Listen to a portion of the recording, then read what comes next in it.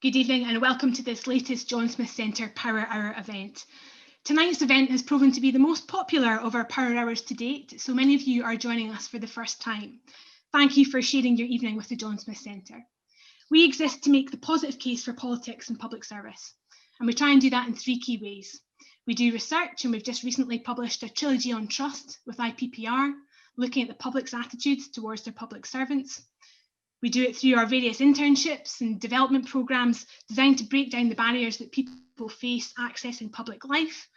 And we do it through advocacy at events like these. Our Power Hour series is designed to take a different aspect of power in each session and seek to explore it with a special guest who is excelling in their field. Recent guests have included the Resolution Foundation's Chief Executive, Torsten Bell, Shadow Secretary of State for International Development, Preet Gill, MP, and the SNP's Shadow Defence spokesperson, Stuart MacDonald.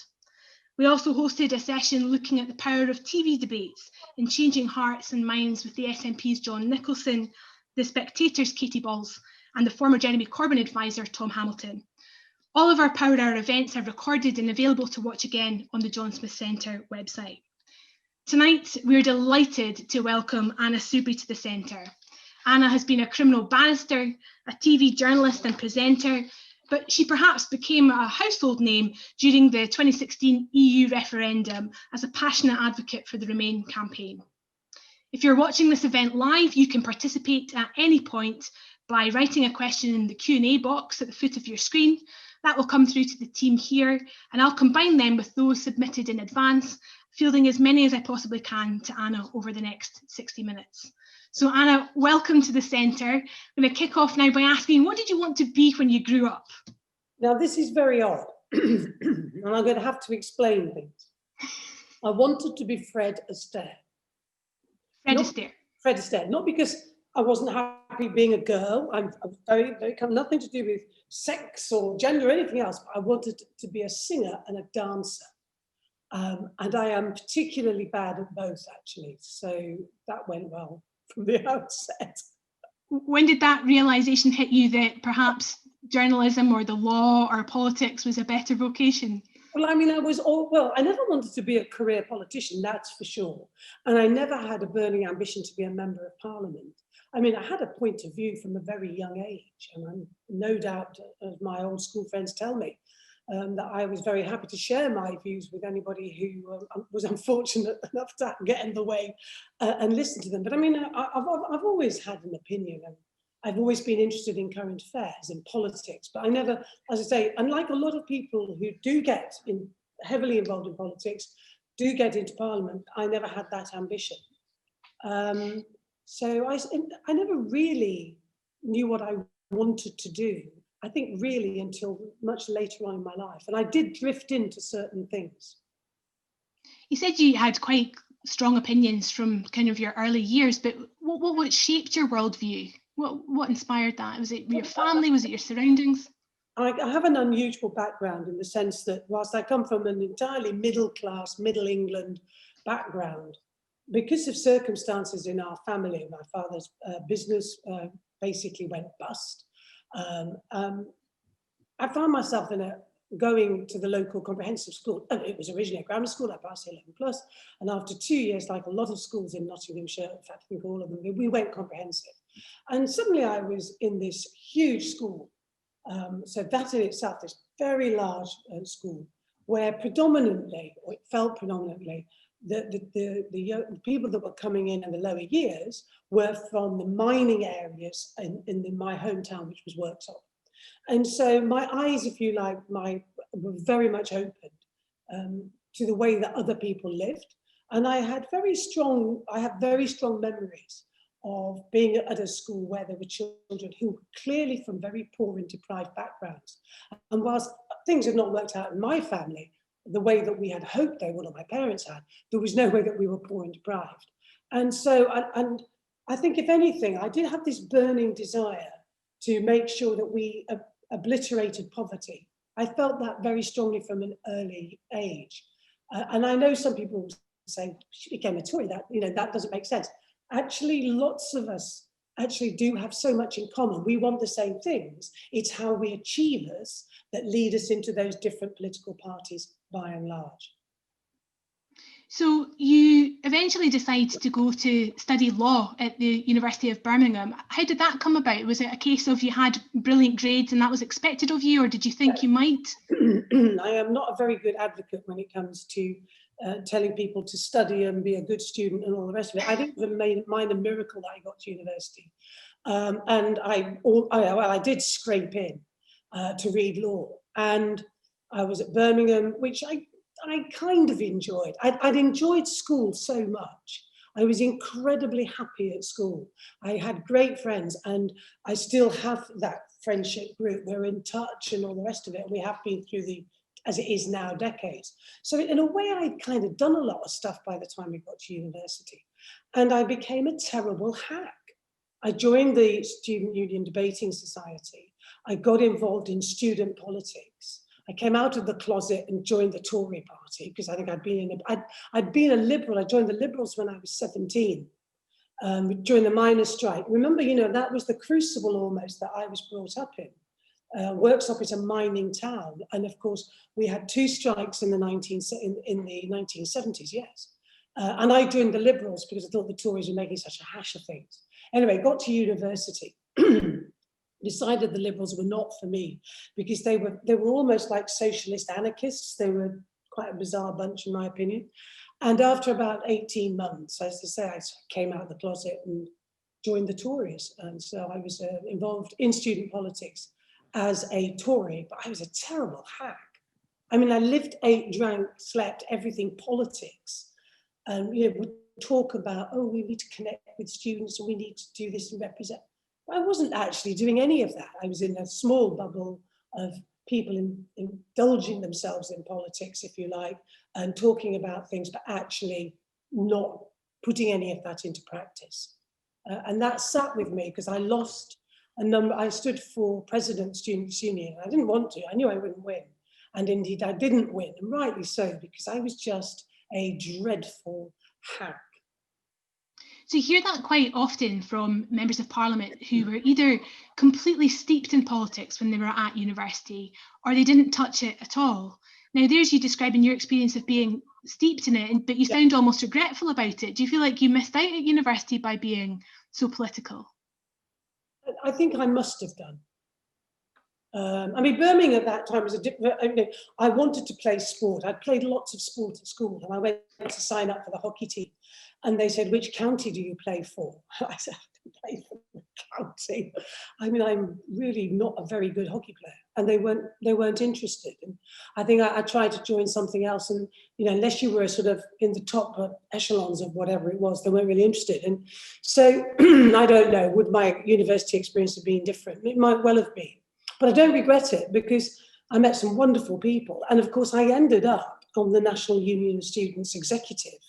And I served on that executive with amazing people like David Aronovich and Trevor Phillips, who We've had our first question from Carl Kirkpatrick, and he said, what advice would you give younger people looking to get involved in politics now? Would you encourage them to be active in political parties at uni, or would you encourage them perhaps to be more interested in issue-based campaigning? No, I think people, if you want to get involved in politics, get involved in politics. But just don't make it the be-all and end of all of your life. If you're going to be a good politician, you're going to have a richness of experience and of ideas and experiences. And if you're narrow, and I do see this in all political parties, people who it has consumed their lives, and that is not often a good thing. You've got to have depth, and you've got to have roots, and you've got to have that breadth of experience as well. So you go to university, you graduate with law. What happens next? Well, I went and did my bar finals because I thought, well, if I am going to be a lawyer, which I thought would be quite tough because I went on comprehensive, so I hadn't, you know, we're now coming up to the late 70s, and it was still difficult for people to go into professions if you hadn't got the right sort of background. I never really thought I could do it, but if I was going to do it, I wanted to be a barrister, and I wanted to be a criminal barrister. I knew that. So I went to study my bar finals, but also it was part of my staying in student politics, truthfully, and being able to go to NUS conferences. And in due course, I got elected onto the executive. And then What was that like? Yeah. What was it like? It was actually a very enjoyable experience. I mean, I was the only Tory on the executive. And this is in the days, remember, when you had different flavours of Trotskyites who were, elected onto the executive. So you had the old IMG, you had the old International Socialist Students. I can't remember now. I should get into trouble for not remembering that.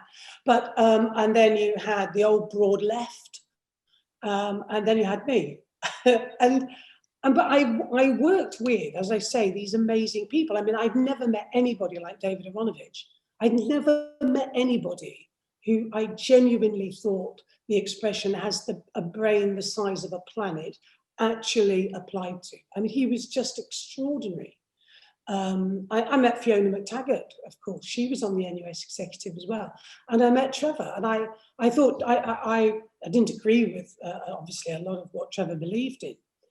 But as a man of courage, a politician of huge courage, he absolutely was that person. And I admired him enormously.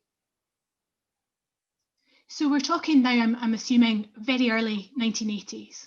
So Margaret Thatcher is Prime Minister when you're on the... We're late 70s. We're late 70s, so we're coming into, of course, when Thatcher gets elected. Yes. So you're on the NEC executive when Thatcher's Prime Minister? I think she was elected about that year, yes. So I'm just wondering, you've mentioned you're the only Conservative on the NEC executive. There's a Conservative Prime Minister. Did you feel tolerated, respected? Were people interested in you having such a different point of view from the other people in the NEC? I'm just trying to contrast it to how tribal politics feels now. Do you think there was more tolerance for a different view in the early 80s than there perhaps is now? Yes, there was, and I'll give you a very good example of it. So I had always, as soon as it ever became an issue to me, I believed in a woman's right to choose. And there was a huge attack on the 67 Act. And I can't remember whether it was the Corrie Amendment, there was another one around that time. In any event, the 67 Abortion Act was under serious threat. And so we mounted a campaign as students against it. And it was a genuinely all-party campaign. And there were Trotskyites, there were communists, there were everybody who believed in the cause was part of it. And maybe I'm being naive, but I always felt welcomed. That has not been the experience, I think, which we've seen in more recent times from what I call the far left. There's a complete intolerance, especially of Tories. That did not exist then. And the other example I would give is the Anti-Nazi League. I mean, I was a member of the Anti-Nazi League when I was at Birmingham, actually. We went on a march in Digbeth, because the National Front was extremely active. And I remember marching with people of all political persuasions without any difficulty at all. And the fact that you were Tory, I never felt it seen as being a problem. And I was not the only, I wasn't just the only one there. And I think that has that's changed. It has changed hugely. I did not feel there was this awful tribalism that we've seen, particularly in the last 5 years. I definitely want to explore some of that around tribalism and the state of public discourse in the final 20 minutes that we've got tonight when we start to consider what the future might look like in politics. But we've got a bit to go in your career before we get there. So how does a criminal barrister become a journalist and a TV presenter? Because, reading your biography on Wikipedia, you went into television in the 80s and 90s. How did that come about? So because we have not got anything like the time, and anyway, everybody would die of boredom. But so in short, I was on the NUS executive. I stood for chairman of the Federation of Conservative Students. I lost to the right wing. And I had gone around the country when I'd been on the executive, and I'd gone to Stirling University a lot, which is another long story. And I had ended up being asked to stand as honorary president, rector of Stirling University, to everybody's amazement, especially my own, I actually won this election. So I needed to be in Scotland, I needed to be in Stirling, I needed a job. So I got a job on the local paper in Alloa. I did that for a year, and Selina Scott left Grampian TV, and almost as a joke in the office, I applied for the job. And to my amazement, I got this job. And so I worked at Grampian for nearly 2 years as a presenter and a reporter. And I wanted to be a reporter. I was very proud to be a member of the NUJ and all of that, and to be a reporter as opposed to being just a presenter, as it was seen by people. Anyway, I wanted to be a reporter. So I joined Central because they were opening up an East Midlands service, and I'm an East Midlander. And so I came down to Nottingham and I did that, and I worked in telly for about 9 or 10 years. I did do bits on the network, but I did a lot locally. And then I got to, you'll laugh at this, I got too old for telly. I was at least 32. And because you were a woman? No, I was terribly good. But not good enough to go on the network. Anyway, and telly got fed up with me, and I was hugely bored with it all. And so I thought, do you know, I always regret not finishing my bar finals, because I didn't finish it when I should have done. And I always used to say that when I was an MP going to schools. I'd say, you know, seize every opportunity and see it through. And I believe in that. But in any event, so I went back to, first of all, university to sit the exams, which didn't work out terribly well, because I tried to do it in about 4 months. And then I really decided that I thought, this is what I am definitely wanting to do. It's the first time in my life, I thought, absolutely, I wanted to do this. I'm going to be a criminal barrister. So I really studied very hard. I went to London to finish it off and commuted, and I got young children, blah, blah, blah. So I completed my studies as a barrister, and I'd secured a pupillage in Nottingham, and then I was at the criminal bar in Nottingham for 16 years, and I loved it. Absolutely loved it. Very rewarding job. And can you tell us a little bit about some of the highlights of your legal career? What moments do you kind of reflect on that make you proud? Well, I defended more than I prosecuted. So I think something like 70–80% of my practice was defence work.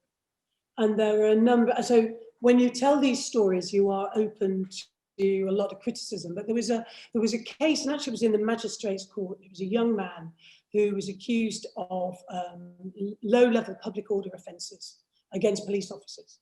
And one by one, they came into the witness box, and they gave their account, which we hotly disputed. And so this young man, a previous good character, and in a blistering moment when he gave what we call his evidence in chief, he informed the magistrates that actually he was in the process of changing his career, and he actually wanted to be a police officer. And they had, not only had they roughed him up, but they had concocted their evidence against him. And he turned it up, suited and booted. He had his friends in the gallery. And it shouldn't matter, but as it happened, they just all looked like very decent, nice young men. And so with 5 police officers giving evidence against him, he was acquitted. And that was a moment I will never forget, because that was, I mean, and rightly so, absolutely rightly so. But that was quite a moment. And it was a great moment. Felt like justice served. And of course, he had stopped any ambition he ever had to be a police officer, because his experience had been so bad. Oh yes. And that is why often people say, how could juries just reject the evidence of police officers? Because if they have in their own life experiences known that police officers have not been truthful, then obviously when they come to court and they hear the evidence of police officers, they don't just take it as a given based on their own experiences. And I have had other cases where that happened. And again, in the face of what looked like the evidence on paper, people have been acquitted. But I used to represent a lot, I used to do a lot of drugs, as I used to say to my clients, because I used to represent a lot of people with drug problems, proper serious hard drugs. So I got to learn an awful lot about drugs. I did do quite a few sex cases, which every barrister and solicitor dreads that moment when you open up the brief and it says you're instructed to defend bloggers charged of 3 counts of sexual assault on a 7-year-old. I mean, you know, but you do it because that's your job, and you detach yourself emotionally and so on and so forth. And I had a lot of my clients had mental health problems, so I learned a lot about mental health as well at that time. Just thinking about the law and the difficulty of those questions that you were grappling with there, I'm assuming you were still active in the Conservatives at this point. Did you have a cross? You weren't a member at that time, or? Oh no, I left the Tory party back in about 1981, 82, quite publicly. In fact, I didn't even know I'd left the Tory party until I read it on the front page of the Times, and we were on holiday in Wales at the time, and my mother actually said, because I wouldn't get the Daily Telegraph because I used to think it was very unpleasant and right wing.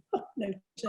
And anyway, it was on the front page of the Times that these leading young Tories had left to join the SDP, which I never did, by the way.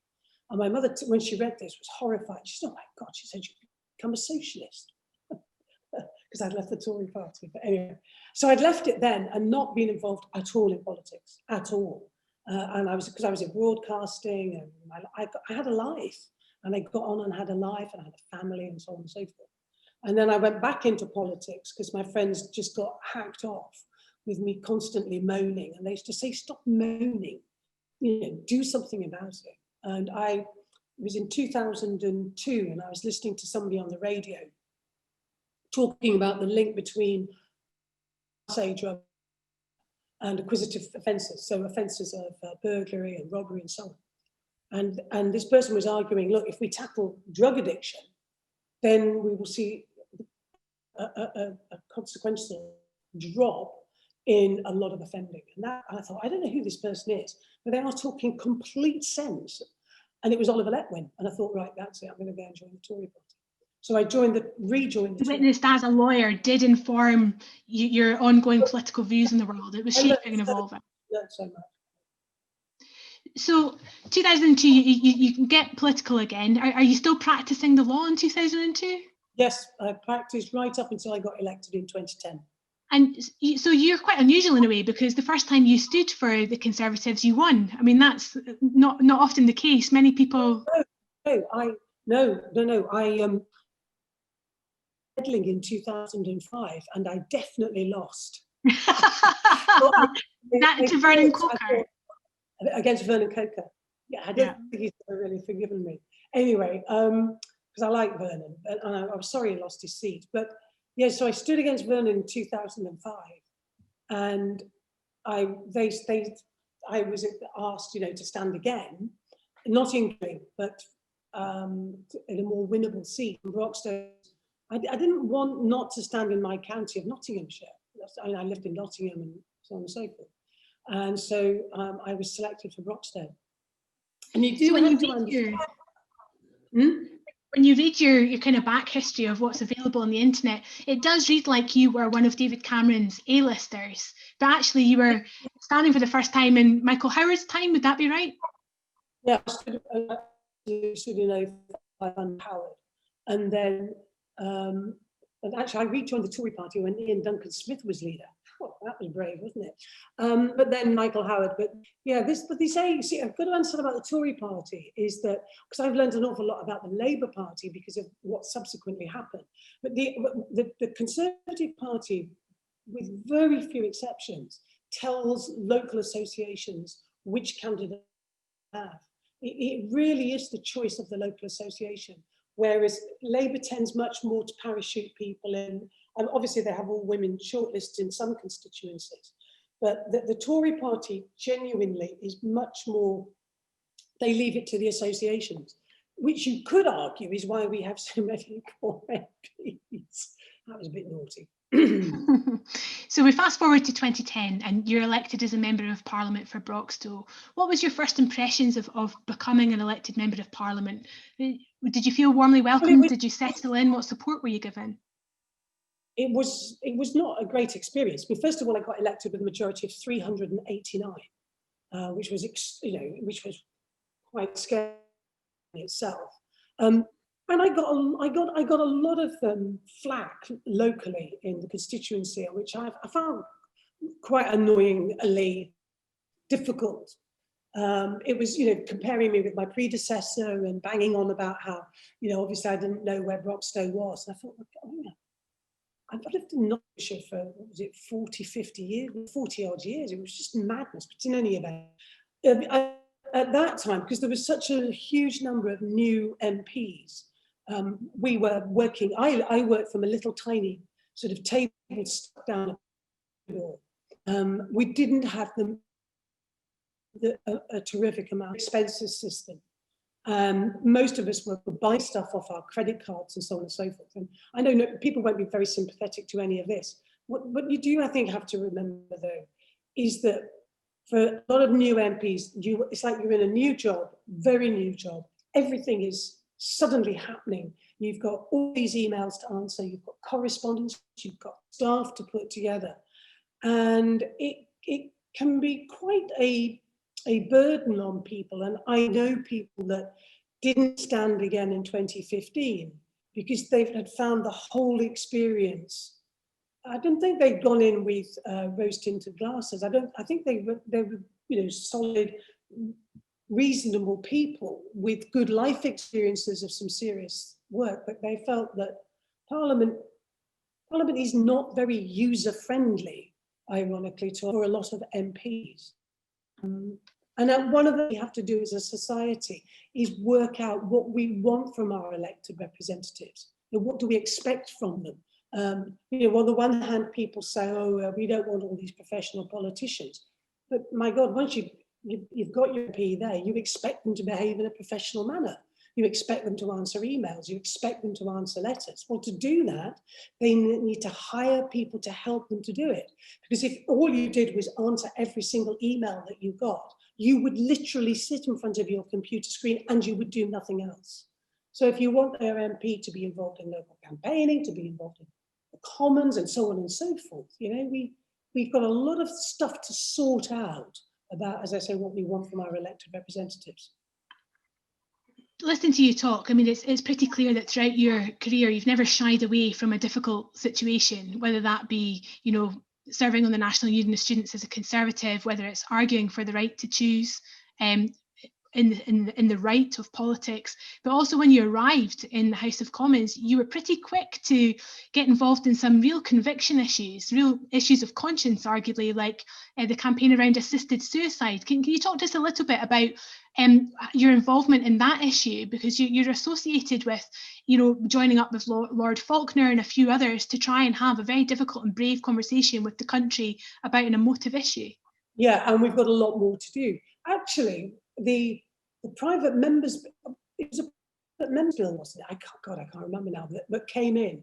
And this is one of the things I really liked about being a member of Parliament, was when you actually had proper interaction with a constituent. And this constituent wrote an email to me, and he said, I want to talk to you about assisted suicide. And I said, okay, come and talk to me. And I sat with this remarkable man, and he made the case. And it's the old-fashioned lobbying. I mean, I think I was, that way inclined. So he was pushing at an open door, and he was just amazing. And I was persuaded by his arguments, and talk to other people as you do when you sit in the tea room. And it's one of the things that's very enjoyable, is when you do have those discussions and those debates, and it's not in the normal party confines. And the more I heard about it, the more I thought about it, the more I agreed with it. And I think that feels like a very clear act of representation. Sorry, I'm so sorry, I didn't hear. I was just saying, Anna, that seems like a very clear act of representation, where you've met with a constituent, you've listened to what they've had to say, it shapes your view. A lot more than MPs really talk about, because they're not the issues that will necessarily hit a headline. So you'll find members of Parliament who, either through their own experiences or something in their family, or often a constituent that lobbies them, say about a particular need to campaign to get more funding into a particular cancer. And I had a remarkable constituent who came to see me after his wife had died from a brain cancer. And that took me down into that just because I just thought, well, let's see what we can do about this. And then you meet other people and other MPs who say, yes, this other, and so you build campaigns and so on and so forth. And when I was a minister, you know, again, that was a very rewarding part of the job, was when MPs from all parties would come and see you and say, look, what can we do about this thing?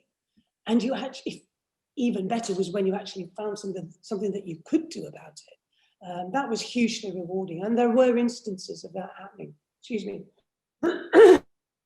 Anna, did you ever feel that you might have kind of more rapidly climbed the kind of greasy ministerial pole if you hadn't been such a strong conviction voice for particular issues? I mean, sometimes you see particularly male politicians play a game in Westminster of just putting their head down and networking, and that seems to be how they're promoted, whereas you, and it's come through the questions we've had through tonight, you're viewed as somebody who's always done what they believe to be right. I'm just wondering if you ever thought that held you back. I don't know, really. I mean, because you see, I've never had any ambition. I mean, I was honoured, genuinely honoured, to be elected as a member of Parliament. It is a huge honour, and you can do such work which people never really hear about for your constituents. But I never thought I'd even be a minister, because remember, I went in when I was 50 odd, and I'd already had 2 careers. And so I was never a career politician. So, I mean, I was appointed a PPS within about 4 or 5 months of being there. And then I think what got me, if you like, into on the next rung was because I had done a debate on Newsnight with Yvette Cooper. That's a scary thing, because she is the most remarkably talented woman in Parliament. She's hugely talented, Yvette Cooper, and of course she's a great debater, and you know, she can argue her case. And it was about rape, and it's another long story, but I think I did quite a good job, and had come to David Cameron's attention. And so when they did that first round of ministerial appointments for the 2010 intake, I was in that group, and I went into health as the Minister for Public Health, which was a very bad appointment, because one thing was for sure, and I used to say this, I didn't come into politics to tell people how much salt to put on chips, and just not me at all. I learned a great deal, and sorry. But you were promoted again, and you became the UK's first female defence minister. Tell us about that. Well, I've never told anybody this, so here's a first. I've been the Minister for Public Health, which I had not really enjoyed my time in the Department of Health. And I went to the then Chief Whip and said, when the next reshuffle comes, I'd be very happy to go back on the back benches. And I don't think anybody had ever said that before. And it was quite genuine. I'd have been very happy to go back on the back benches. Anyway, as it happened, to my amazement, I went into the MOD, and that was a ministerial appointment that I truly, truly did enjoy. It was a fantastic experience. The calibre of our armed forces and the civil servants that I worked with, not that the others hadn't been in other departments, but it really was very noticeable in the MOD. The calibre is just extraordinary. I met the most remarkable men and women. It was the most amazing experience. I really did enjoy it, and that was a huge privilege and honour. Can you share with us the types of decisions you were involved in taking at the time? Was there a defence underway? What was the type of considerations? The most important, my most proud moment was that for many, many, many years, they were primarily women, widows, had been campaigning for their pension to continue if they were to remarry. So if you had been widowed at whatever age, and your husband was in the armed forces, because it was mainly affected women, you would lose your pension in the event of you wanting to remarry. And there were many heartbreaking stories of people who didn't remarry and blah, blah, blah. And it was wrong. And I needed to find an argument to justify this. And so I fell upon the covenant and I said, well, a lot of these women couldn't have worked and earned their own pension rights because especially in the past, you followed your husband's career in the armed forces and you couldn't have a career of your own. So if we believe in the covenant, which we do, the Armed Forces Covenant, nobody should suffer any disadvantage by their own service or their partner's service or their father or mother's service, then these women are entitled to it. And Michael Fallon agreed, I persuaded him, and he went and persuaded David Cameron, and David did it. And it was brilliant. It sounds like an argument a barrister would muster. Sorry. That's brilliant. No, that's fantastic. It sounds like the type of argument a barrister would muster. I'm just wondering if you were drawing on your kind of forensic skills you'd garnered as a lawyer at that point. I mean, one of the things that I think we've all learned of our persuasion is that, you know, evidence in the formulation of policy is absolutely critical, and it's as if it's drifted away in recent years, and it's certainly drifting away now. And one of the reasons that I left the Conservative Party, tried to start something new, one of the things that we all believed in was that we need more evidence-based policies. We need to respect actually experts and listen to experts. And I think one of the good things that we're seeing in Keir Starmer actually is that lawyer's brain, because he's disseminating things, he's analysing things, he's constructing arguments. And it is ironic that is more needed than perhaps ever before because of this COVID crisis. He's like this cool, calm sense, voice of common sense. We've got a few questions in actually asking you. Sorry, Anna, we're having one or two glitches there with the internet connection, but there are questions coming in asking you to reflect on Keir Starmer, which I will ask you to do that in a few minutes. But just hearing you talk about being a defence minister and also the arguments you've made throughout the session so far, I'm just wondering to what degree you would consider yourself a feminist and to what degree you faced sexism in your political life. Well, definitely a feminist, and I always have been. I think the trouble is with a lot of women of my generation is that we were probably unaware often that there was sexism. I think, you know, your generation is much more alert to these things. I think my daughters are much more alert to these things than I am. I never found it to be a problem until I was in Parliament, and I think that certainly in the Conservative Party there is still too many pockets. One of the things that blew me away was getting to know women in the Labour Party, and some of the, I mean, it took my breath away that some of the stories that I heard from some of my now new friends, I'd like to think of them that, in the Labour Party, and that disturbed me. I mean, that genuinely shocked me. But it exists all over, so we shouldn't be surprised, or should we? Yeah, we should actually, because we should expect better of our politicians. But I never felt it held me back. Fast forward a few years to the calling of the EU referendum, and I'm just wondering at what stage in the campaign you started to really worry about it being a Leave vote. So did the alarm bells go off for you when David Cameron called it, or was it a fear that built up as the campaign developed?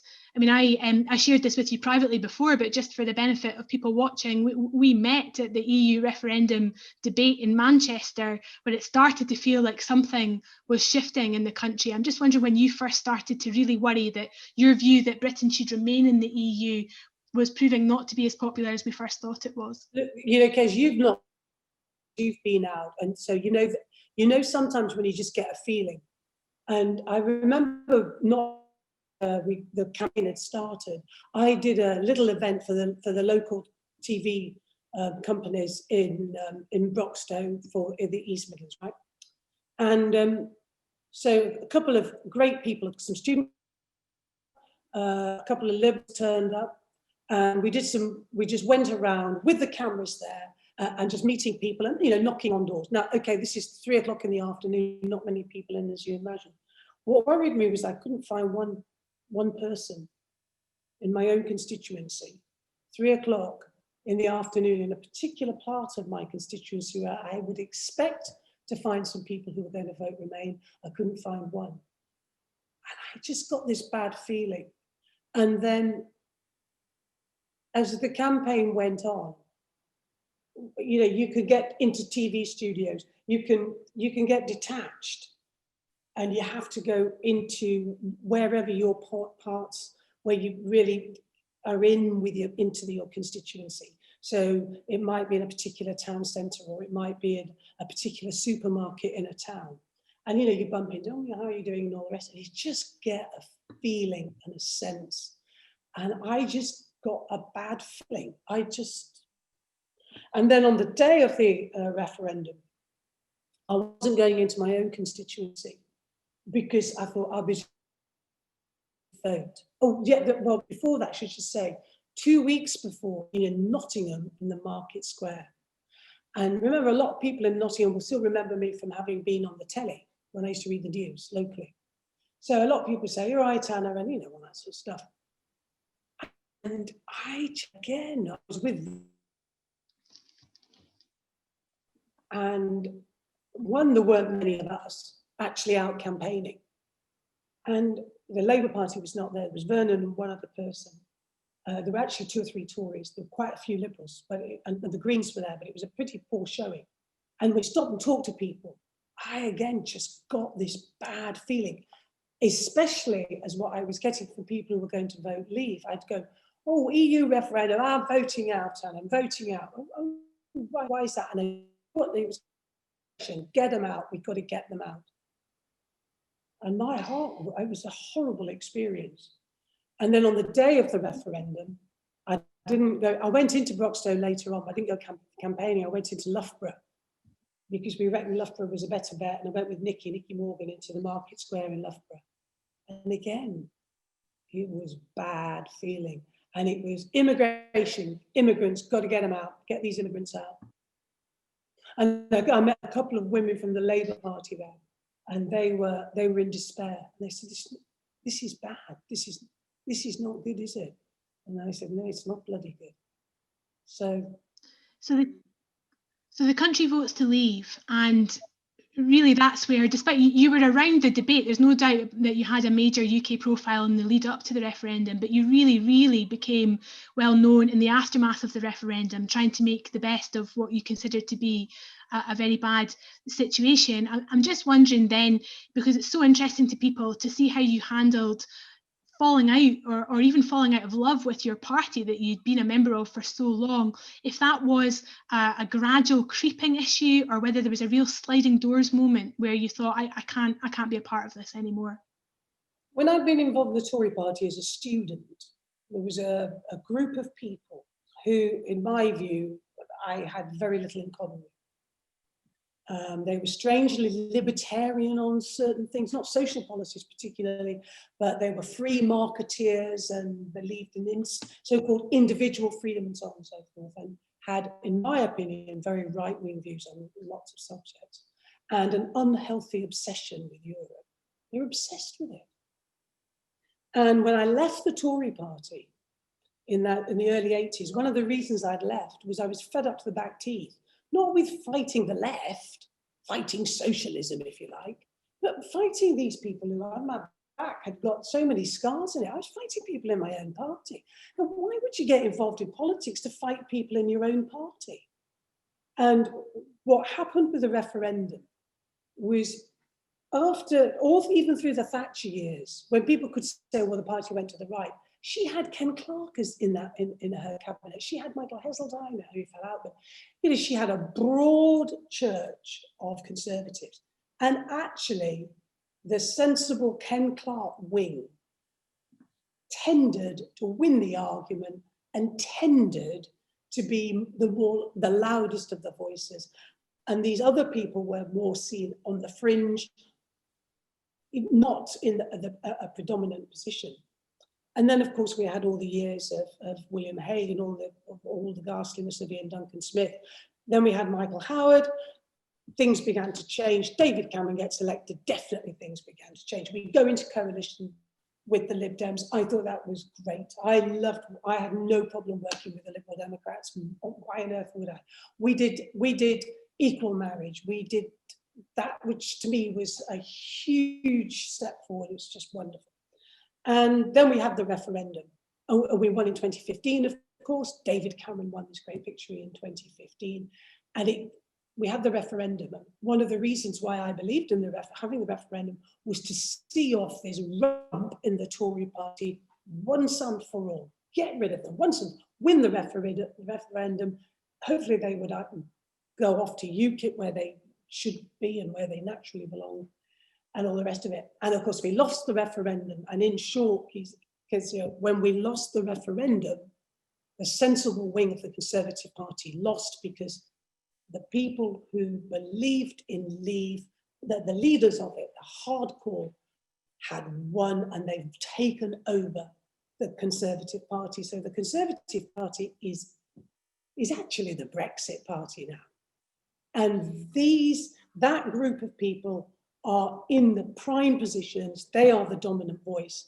And the likes of Ken Clarke, I'm an old Ken Clarke Tory, the likes of Ken are now seen on the absolute fringes, a small voice on the fringe.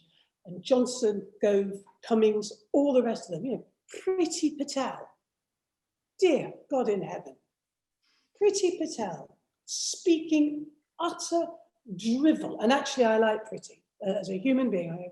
For various reasons, I like Priti. But her politics and talking utter drivel and offensive nonsense about activist lawyers, about asylum seekers, people putting their lives at risk in boats for a better life. It's profoundly offensive, depressing, and it's not the Conservative Party that I certainly joined. I mean, that is an incredibly brilliant snapshot of the role that Europe has played in defining the Conservative Party over decades. You did that brilliantly in 90 seconds. But well, I guess the thing that people are really keen to hear from you now on is, now that that dominant force in the Conservative Party is now running the country, we get to this issue of, we now live in a more tribal, binary world where populism seems to rule. And I guess my question to you would be, is it not us, the voters' fault? Do we not get the politicians that we vote for?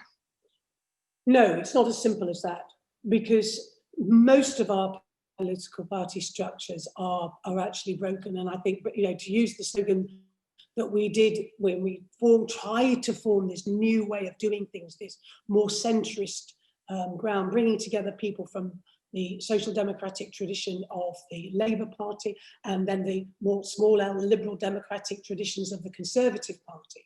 But it is a social democratic tradition, and trying to do that. We said politics is broken, and it is. So, when you look at how parties organise, how they select their candidates, how people can rise, even though they're actually the very people who should not be rising and shouldn't be putting them forward for public office.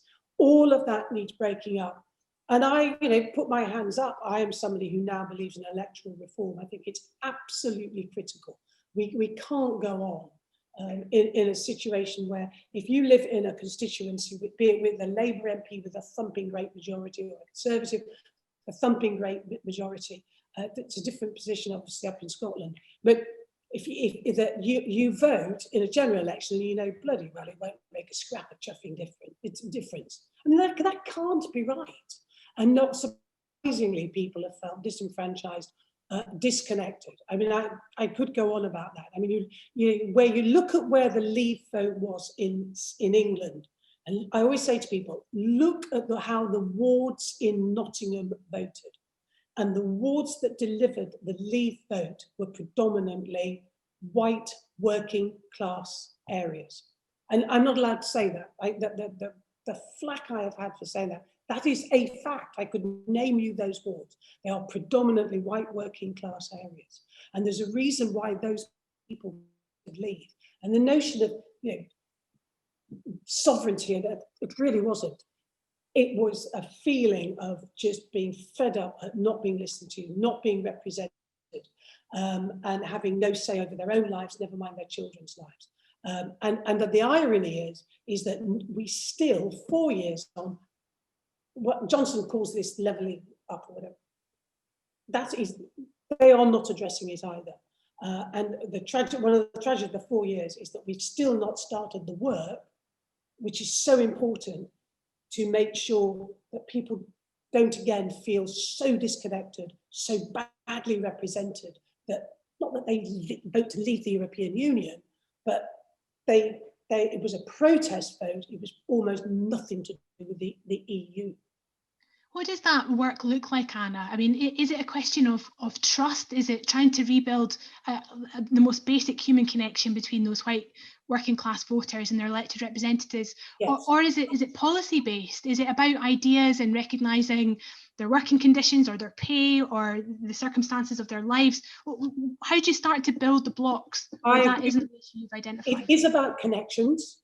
It is also obviously about policy, for goodness sake. So we've seen almost a vacuum of policy, real policy, really real policy, things that will actually change people's lives in the last 4 or 5 years. But the other thing is that you have to be brave and courageous in politics. And you don't just say, well, I think my constituents actually, this is how they feel. But you don't agree with that. Now, let me give you a really good example. If you look at the Race Relations Act, when the Race Relations Act was passed, I put down some good money on betting that if you'd done a poll across the whole of the United Kingdom as to whether or not we should have, you take out what the Race Relations Act was really about, I reckon the majority of people in Britain at that time would have said, no, I don't believe in that. But brave, courageous politicians said, no, this is the right thing to do. And so they made the argument. That's what you should be prepared to do in politics. I mean, if you can't persuade people to vote for you, to change their mind, you don't win marginal seats, by way of example. Seats like mine are won, and Parliament changes and government changes because you persuade people to change their vote, to change their mind. And my real example of this is on immigration.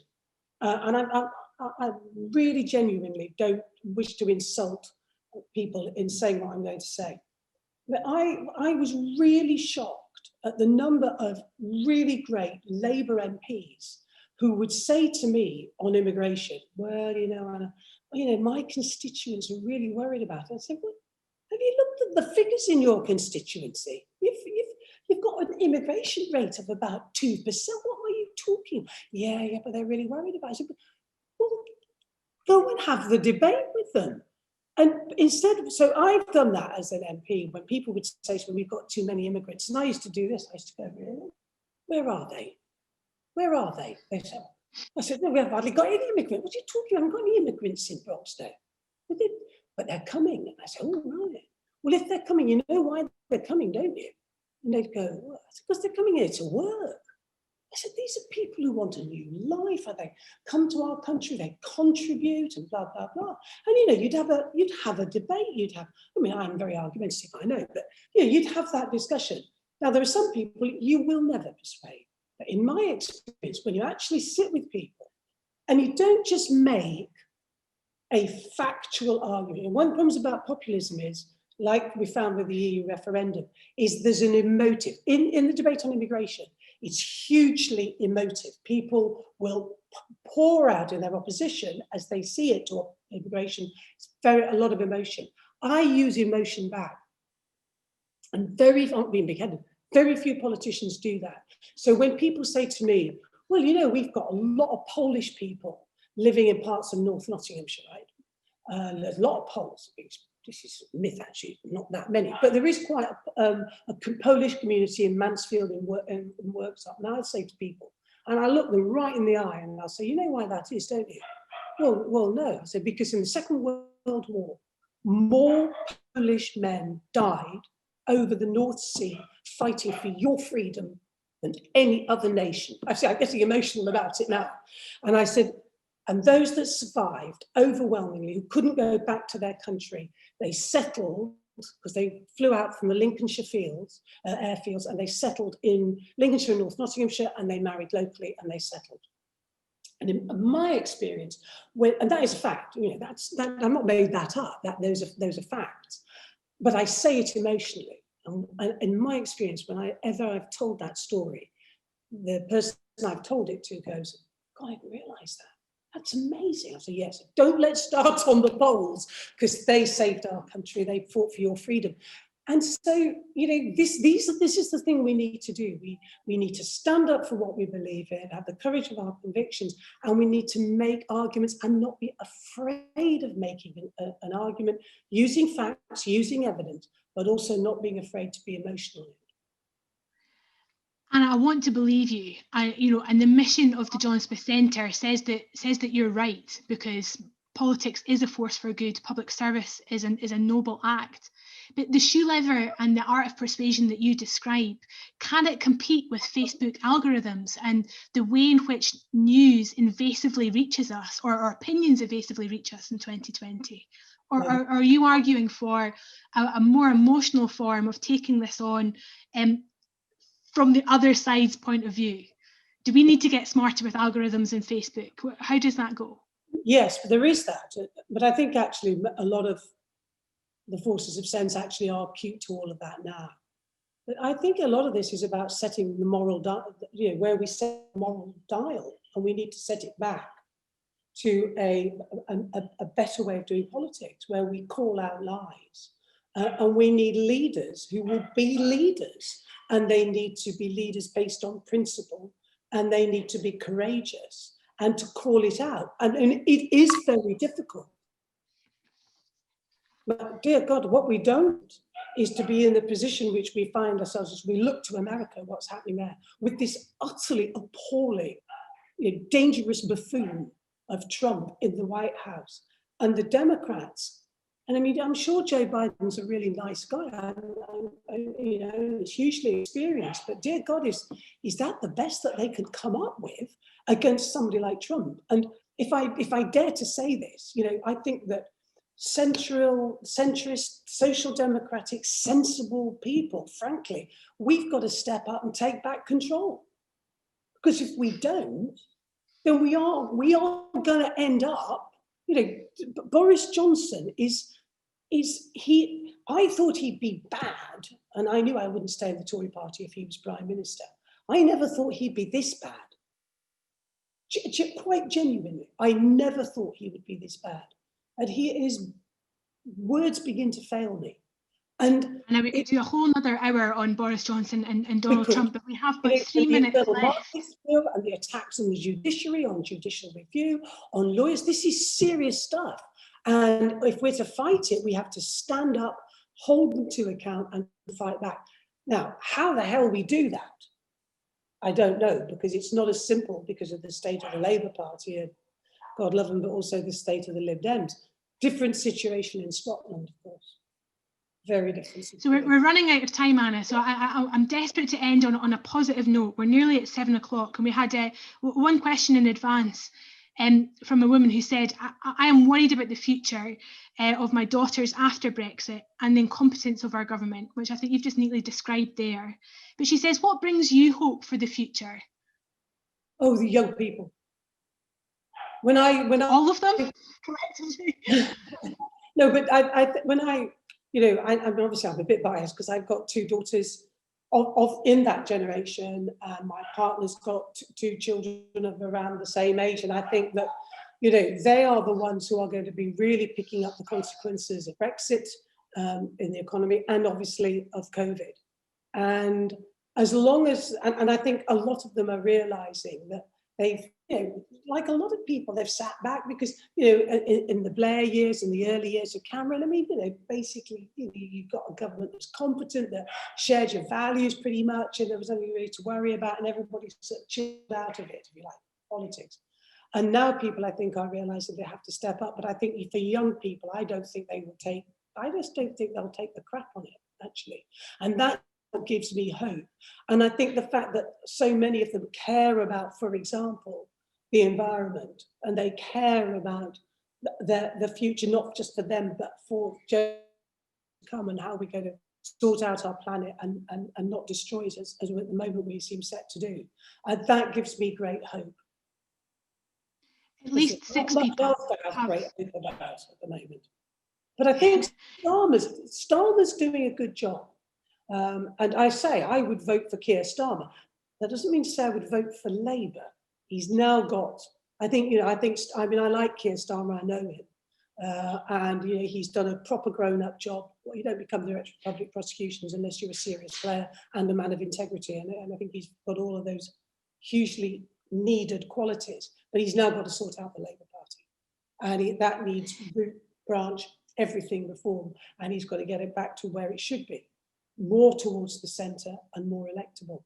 And if he doesn't do that, God knows what we'll do. Anna, before you go, at least 6 people have asked us to ask you, will you ever stand again? Well, I wouldn't have thought so, because you see, I have this small problem. I'm actually not a member of any political party. I tried to start a new one, and we all know what happened there. But they always say you should never say never. But I think I'm also nearly 64, and I'm quite enjoying actually having a bit of a break for the very first time in my life. That wasn't a no, but I think it's an answer which will please our audience very much.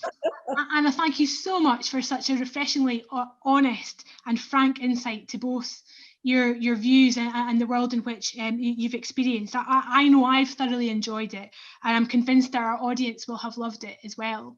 Power Hours are now taking a brief hiatus whilst we have a wee regroup and think about who we might invite to join us next.